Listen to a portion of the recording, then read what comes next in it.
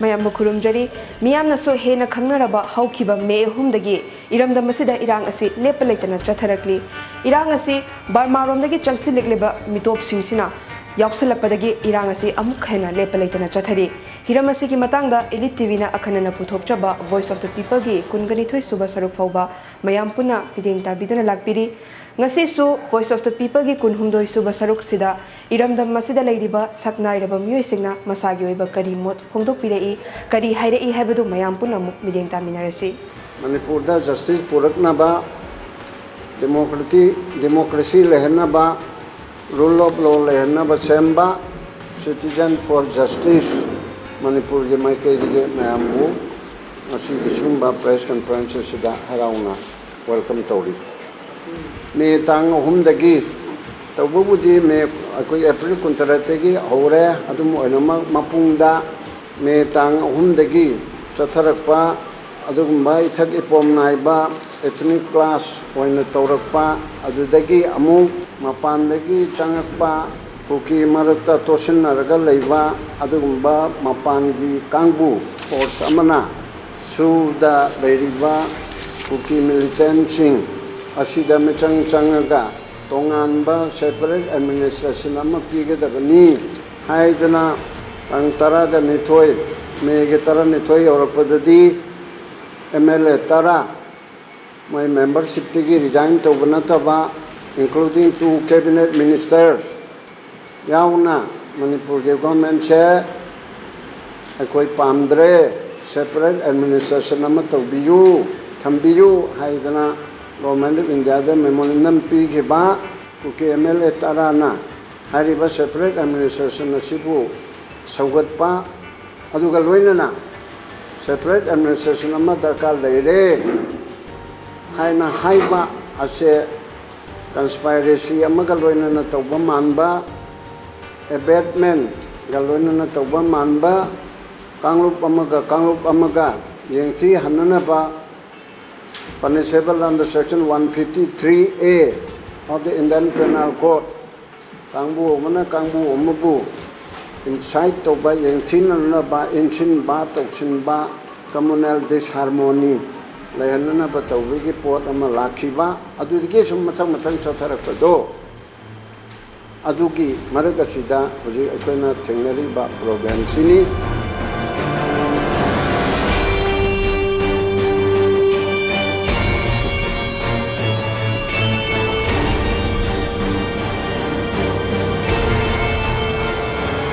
unethical conduct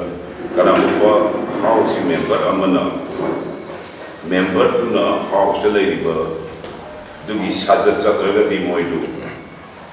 akoi ma house ki unethical conduct ni haidne kelobi ai haidna Manipur assembly ki rule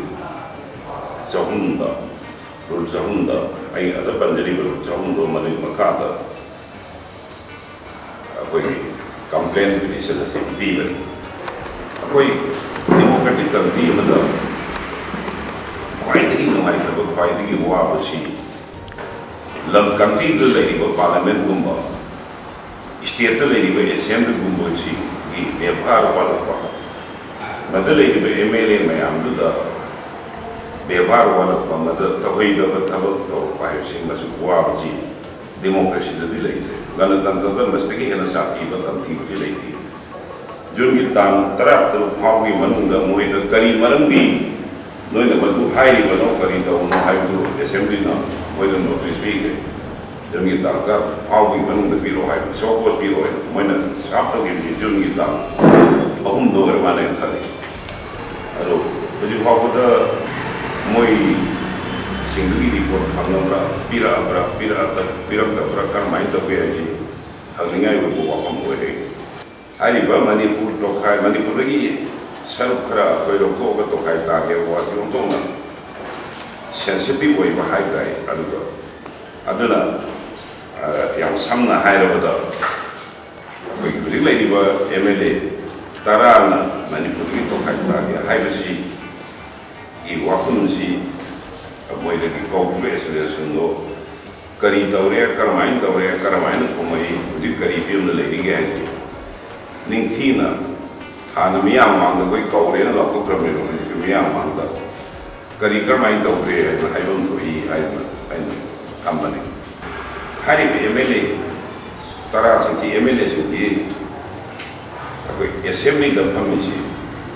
ꯑꯩꯈꯣꯏꯒꯤ ꯁꯪꯕꯤꯙꯥꯟꯒꯤ ꯃꯈꯥꯗ ꯋꯥꯁꯛ ꯇꯧꯋꯤ election ꯂꯦꯞꯄꯗꯒꯤ ꯍꯧꯅ ꯋꯥꯁꯛ ꯂꯧꯔꯦ MLA ꯑꯣꯏꯕ ꯀꯥꯟꯗ ꯋꯥꯁꯛ ꯂꯧꯋꯤ ꯃꯗꯨꯗꯤ ꯑꯩꯈꯣꯏꯁꯤ Manipur Assembly haibasida akoi MLA oina aina akoi leibak-sigi lamdam-sigi akoi thabak tawdoi-ni haisi Bharat-ki Sambidhan-da wasak lawi. Kanaguma MLA na akoi Manipur-gi aipanaba tawni haina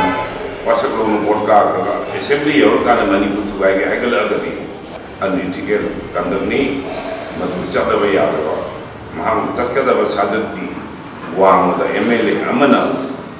miyam mirut oiba amana chatkadaba sajat-di wangda tawba adunba thabak amani aduna moisingje akoi dandi piham thui haidana aina complaint-si ai tawbani hojik hairiba kuki-gi MLA tarana Manipur-gi akoi tokai tarage haiba wafamse masi hairappa kanda pidre gaina quota tawbase article 363A na masi par hoi wafamse quota akoina haibu yadre gai quota sakan be yati masiti kanana logadabano haibada rajanti decision oigadabani rajanti wari oigadabani aduna Manipur-gi dagi kuki kaku karna tokai tage separate unit pio haibu wase masidi Manipur Assembly na to kanagadawa Manipur-gi MLA singina kanagadawa maduda logo ware to madu ware madugi na Bharat Sarkar logo ware logo da aduna aikoi hujike haiba MLA karana Manipur-gi akoi tokai tage haiba hunji aikoi sena hairaga Bharat-ki logo na madugi jataba yadaba rajanti ware oiba aduga amchu article 363 na noina matamda pungi bodo madugi lamdo aduga vela noigi matamdi sasongi status to madugi right to adu leidna ko na ko chaba yabagi ko madu pi da yabagi Manipur Assembly na koina aidu bihom tokra aina yabra yadaba jomra jomba ke ningthina ko munna kana ya ko amani kana kada bani madugi ware to maduna aikoi ware ko bamtoi maramdi aikoi kangi kari ko kanda augi koki isil ausina aikoi Manipur-gi to kai ta ge na davi to loina na Manipur-gi mapang da leiba aikoi mirai ba ka ha tare brahma-gi lakwa lalu pur pamana nomai fire ga piwa nomai fire ga davi to ga aikoi loi channa do na lam piwa ya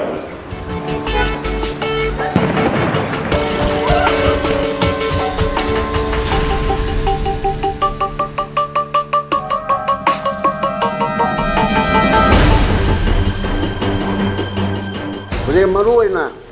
leiribu wafamse hujik phawda micham kunthra-gi mathakta sigare nakal khudingmakki adudagi yum lising kaya maina tumna chakhare ulakki oina lising humfu gi mathakta skata tawdana chapam thapum leitaba relief camp da mong tadana leiba yamna wana leiribase meitei-gi marakta kuki-gi marakta aduma khudongchiba mayam ama thengnadana leire sigi marakta yam mapung oiba mana akoigi national highway pochai pusalakpa essential commodities mayam pusalakpa freely changanba aduga passenger bus na chingba lakpa khotpagi tabukche hojik phawbada yahandri kanana yahandri ba adugumba organization kharana kangpokpida leiba adumba organization kharana masi mabuk thadatna lei masi umbagi board sida government of India na mana national highway hairagadi government of India gi ni aduga state government gi responsibility su yawi ma phawraga chatpada aduna masida national highway sida state national highway protection force kum masemdana matik chaba sipai lising ama lising ani ꯃꯗꯨꯒꯤ ꯍꯪꯒꯠꯂꯟꯗ ꯄꯣꯠ ꯄꯣꯠꯊꯣꯛ ꯄꯨꯁꯤꯟ ꯇꯧꯗꯨꯅ ꯇꯧꯒꯗꯕ ꯊꯕꯛ ꯑꯗꯨꯁꯨ ꯇꯧꯕ ꯉꯝꯗꯅ ꯂꯩꯔꯤ ꯃꯅꯤꯄꯨꯔ ꯒꯣꯚꯔꯟꯃꯦꯟꯠꯅ ꯇꯧꯕ ꯉꯝꯖꯗꯦ central ꯒꯣꯚꯔꯟꯃꯦꯟꯠꯅꯁꯨ ꯇꯧꯕꯤꯗꯦ one more thing high court na asigumba order pidana arang nahandasu anuba pilamdasu haigare mamangdasu haigare hogalapadasu pot chai puthok pusin yahallu aduma sarkarna chap chaba security piraga puthok pusin tobu yahallu miyam chara helanganu haibasi leigarabani adu ngasi bhawda government of Manipur na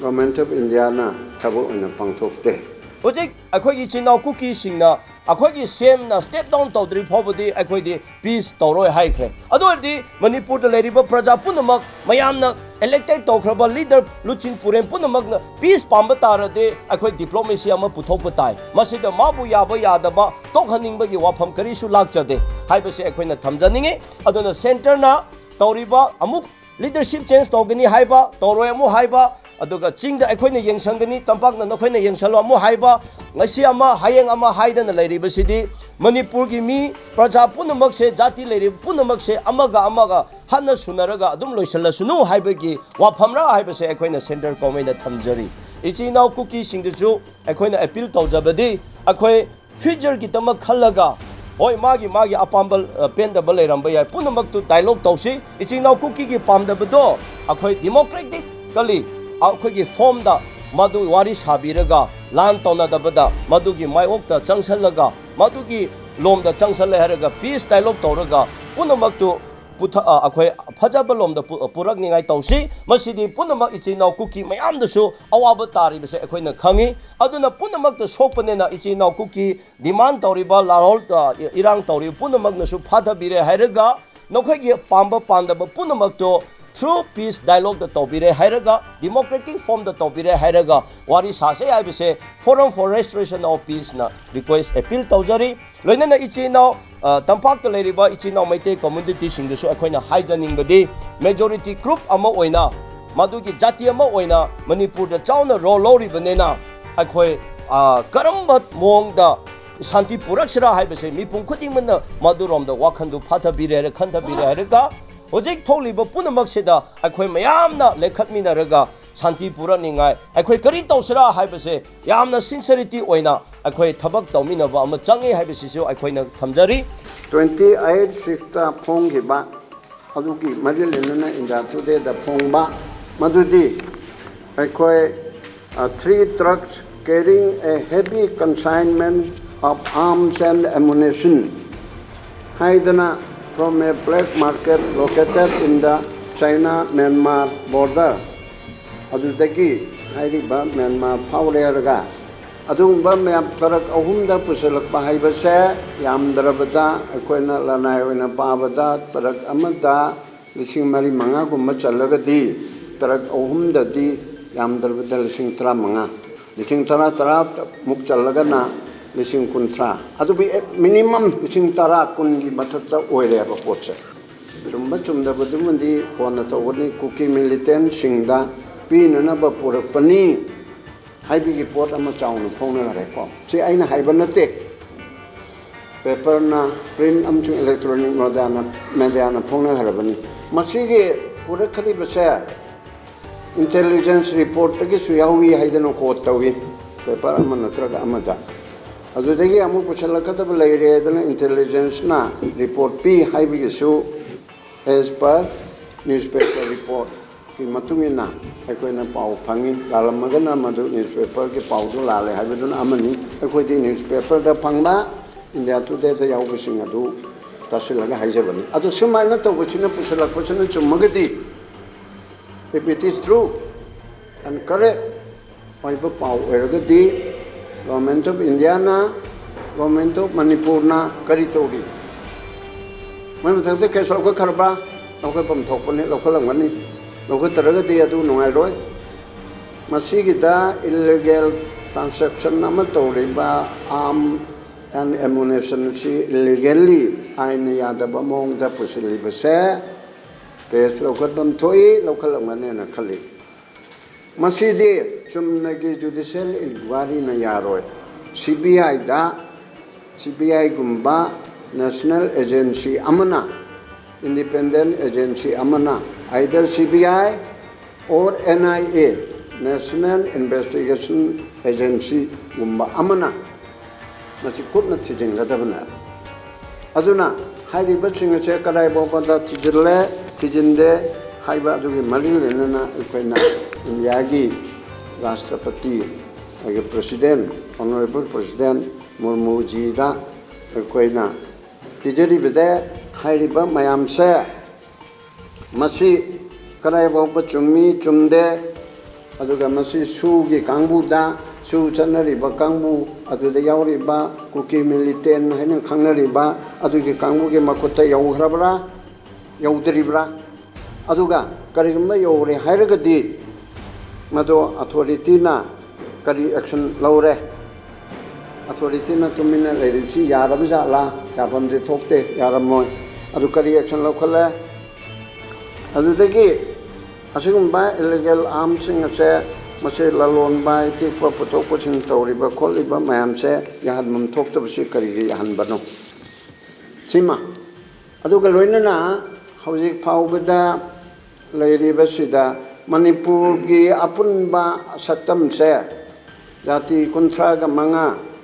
mitena big brother oraga lemoli ba jati kunthra mari purup kunthra mari punna ikoi kunthra manga amatta oina hingmina raga lakpa sida masigumbagi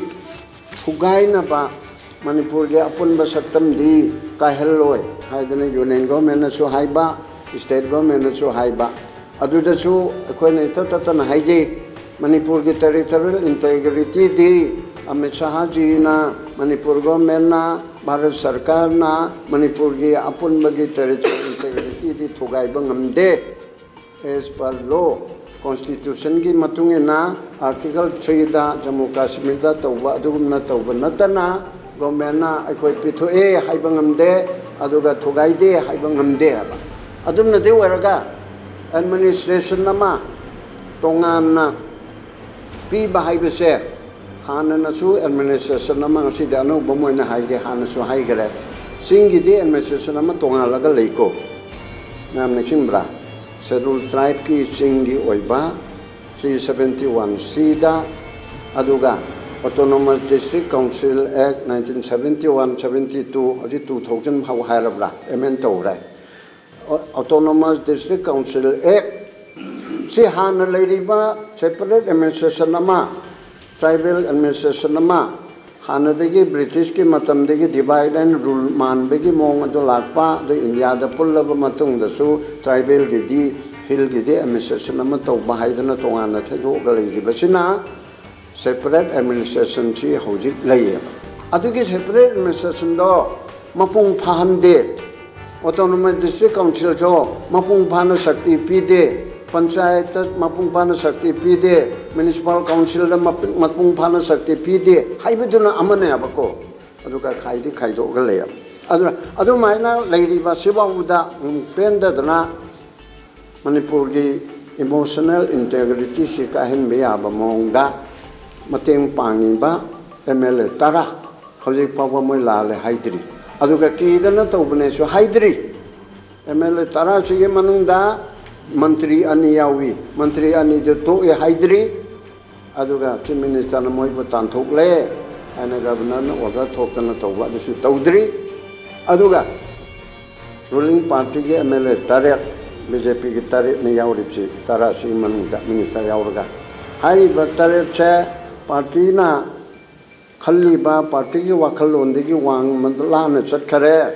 anti party oire natraga oide haibi ki so ko na chingba moi de issue tawdana moi mathakte action lokhatpagi mami su tadri aduna government chi su mayam na chief minister tokpa yate haire tokpum thokpu thoktabado ekoi ge wanate adu boide chap chap chief minister ki responsibility do laugadamne aba angondagi chief minister dagi unified command lokthokpa niom nate masi loda yabra yadabra adu budi hangnaba machangi ko kari logi makada karamba rule gi makada karamba regulation ki makada chief minister dagi lokthokpano article 355 ki makadara 355 chatte haira central government na tawgadabani advisor khanba adu overall command khanba central government ki koi ki article 77 ki makada executive ki function se president ki mingda tawgadabani article 77 ki makada central na khud thingden ba tawna ui ada machi tawpham thokte hoji ngarang chu mi sibi ki pautare aduna mi sibi ki maching che chama leramadi ki cham tara cham kuntra ngasi gi siga torga di dam hela ala hayeng chu serkado libra chelo oi libra tamngam de aduna chap chana governance government na china mating phodok tana ningthi jana sachon chalaiba chumi natraga di praja singge makta kangkhong chaiba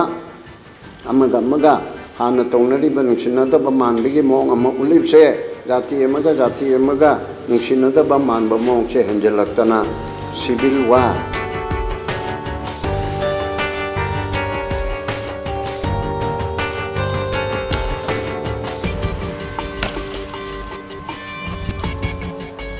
Manipur da leiriba citizen miyama oina Manipur gi mipum khodimak